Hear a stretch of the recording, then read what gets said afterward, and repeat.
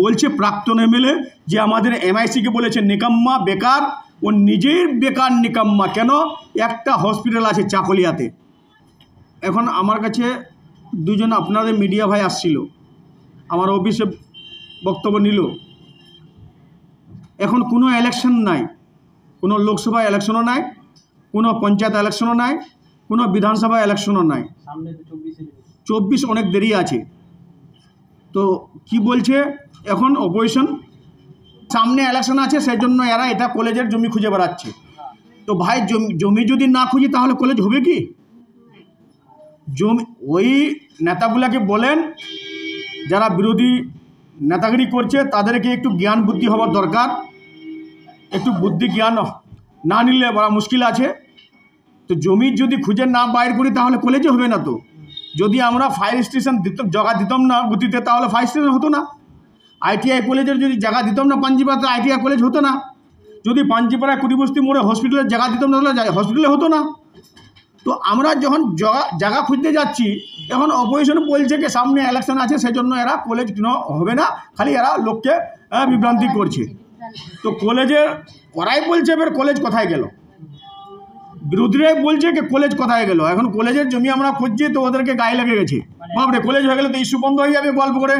কেন? রাস্তাঘাটে ইস্যু বন্ধ হয়ে গেছে, রাস্তাঘাট নিয়ে আর বলতে পারছে না। আগে বলতো কিশোরগঞ্জ থেকে গোয়ালিয়র রাস্তা কেন হচ্ছে না, তারপরে বললে লদন থেকে সোনামুদী রাস্তা কেন হচ্ছে না, এখন লদন থেকে সোনামুদী শুরু হয়ে গেছে। এখন বলছে কলেজ। এখন যে কলেজের জমি খুঁজতে যাচ্ছি, তো বলছে কলেজ কোথায় কলেজ হবে? হ্যাঁ, জমির চলছে। দেখেন, জমি তো 1 বিঘা নাই, 2 বিঘা নাই, জমি 10 বিঘার মতন লাগবে, 8 বিঘার মতন জমি লাগবে। আর গোয়ালপুকুর এমনি তো আমাদের ব্যাকওয়ার্ড এলাকা, গোয়ালপুকুরের জমি শর্ট আছে। আমাদেরকে লোককে বুঝায় সুঝায় নিতে হবে জমি। লোকের পর তো আমরা আমার যোগী বাবার মতন নাই বলরেজা চালাই দেবো। আমরা লোককে বুঝাই নেবো আমরা জমিটা, ওকে পাহাড় ধরে নেবো আমরা জমিটা, যে ভাই কলেজ করবো গোয়ালপুরে, তোমরা জমিটা দান করো, গভর্নমেন্টকে দান করো। আমরা বুঝাই সুঝাই নেবো, আমরা রোলার চালাবো না, আমরা বোল্ডেজার চালাবো না দোলকের উপরে। এই বোঝানোর কথা বলছেন। আর কিছু বিরোধী নেতা আছে, তারা জোরপূর্বক তাদের জমি দখল করে নেওয়া। এখন বলেন আপনি, যারা জমিওয়ালা ছিল ওখানে, আপনি দেখেন মিডিয়াতে ওটাকে নিয়ে আসছে, হ্যাঁ, আপনাকে ওই রেকর্ডিংটা দেখাই দেবে। জমিওয়ালা নিজেই আমাদেরকে ডেকেছে। ওখানে আমাদের কাকিমারাও ছিল, আমার বোনরাও ছিল, ভাইরাও ছিল। সবাই বললো কেন একটা ভালো জিনিস হবে, আমরা দিতে রাজি আছি, নিজেই বললো ওরা। তো এখন বিরোধী বলছে যে জোরপূর্বক নেওয়া যাচ্ছে জমিটা। তো জমি না খুঁজলে বলবে কলেজ কোথায়, আর জমি খুঁজছি তো বলছে জোরপূর্বক। আর ইলেকশন সামনে, লোকসভা আছে, সেজন্য এরা জমি খুঁজে বেড়াচ্ছে। তো ওদের শুনেন না, ওদের কথা ওরাই বলতে পারছে না। এখন ওদের কিছু নাই। একটা প্রাক্তন এমএলএ আছে চাকলিয়ার।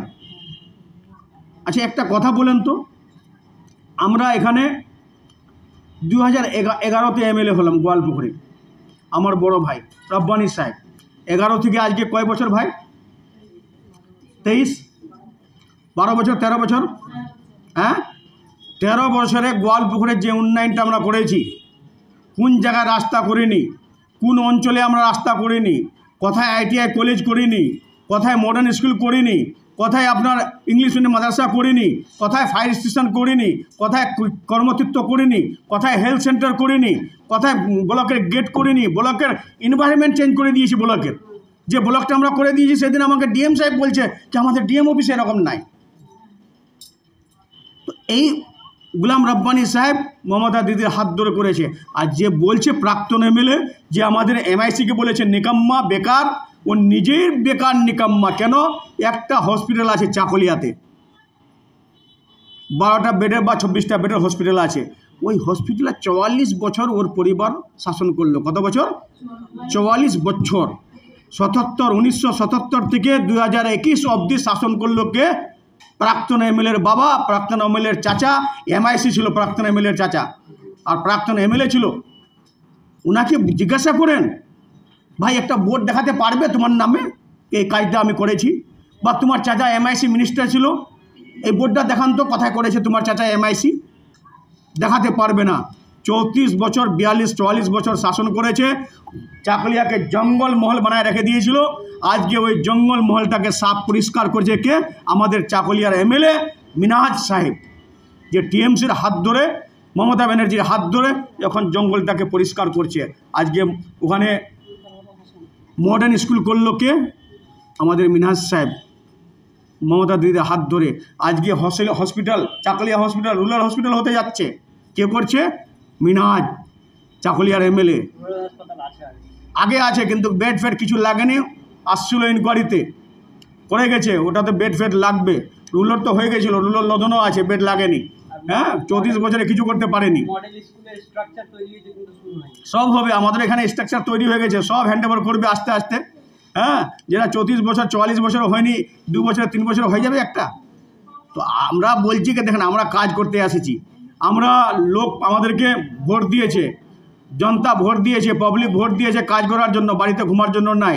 আর ওনারা 42-44 বছর শাসন করেছে, চাকুলিয়াকে ঘুমাই দিয়েছে, শোয়াই দিয়েছে। সেজন্য এবার মিনহাজ চাকুলিয়াটাকে পরিষ্কার করছে, সাফ করছে। এখন মিনহাজ শুরু করে দিয়েছে, অনেক রাস্তা করলো চাকুলিয়াতে। ওই প্রাক্তন এমএলএকে বলেন কি আপনি কি কোনটা কাজ করেছেন? ভাই গোয়ালপুরের এমএলএ ছিল 9টা অঞ্চলের, এই 9টা অঞ্চলে একটা বোর্ড দেখায় দেখতো কোথায় করেছে। এবার তোর পার্টি ওয়ার্কাররা বলছে কি যে এমপিতেও সম্ভবত চান্স নিতে পারে। ও শুনেন না, ওকে এখন কংগ্রেসের মধ্যে মাঝখানে পড়ে গেছে। ও কংগ্রেস কোনো রাজনীতি, কংগ্রেসে কোনোদিন রাজনীতি করেনি, বাম রাজনীতি করেছে, লেফট রাজনীতি করেছে, রাইট রাজনীতি করেনি। কিন্তু সেজন্য এখন ও চিন্তা ভাবনায় পড়ে গেছে কি আমাকে যদি এমপি টিকিটটা দেয় তাহলে আমার সম্মানটা বেঁচে যাবে। আর এমপি টিকিট পাবো কি পাবে না ওটাও সন্দেহ আছে, কেন কি ইন্ডিয়ার জোট হয়ে গেলে এখানে টিএমসি টিকিট পাবে। এখানে 9টা এমএলএ টিএমসির, জেলা টিএমসির, 9টা ব্লক টিএমসির, 4টা মিউনিসিপ্যালিটি টিএমসির, গ্রাম পঞ্চায়েত যত আছে 98টা সব টিএমসির। তো ওকে টিকিট দিবে কোথায় থেকে? মমতা ব্যানার্জি ওকে টিকিট দিবে বা কংগ্রেস টিকিট দিবে? আর টিকিট না পালে আপনার মিডিয়ার মাধ্যমে বলছি আমি, ও আবার দল ছেড়ে ইন্ডিপেন্ডেন্ট যাবে। বিজেপির সঙ্গে ওর সাটগার আছে, বিজেপির সঙ্গে ওর সাটগার আছে। বিজেপি ভালো টাকা দিয়ে দিবে ওকে, যে তুমি ইলেকশন ফাইট করো।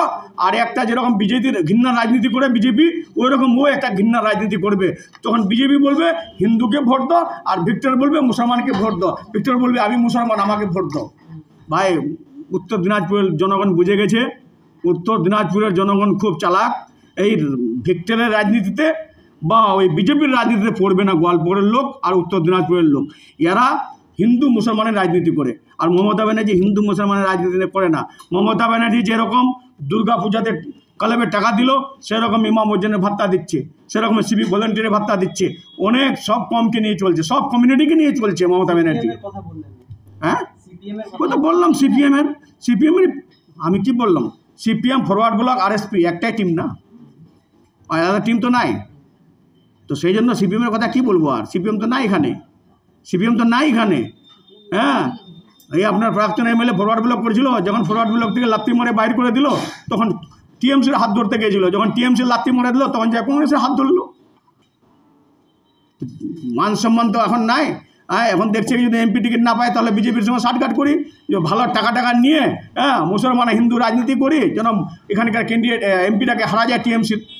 হ্যাঁ, লোক বুঝে গেছে ও রাজনীতি, ঘৃণা রাজনীতি চলবে না উত্তর দিনাজপুরে।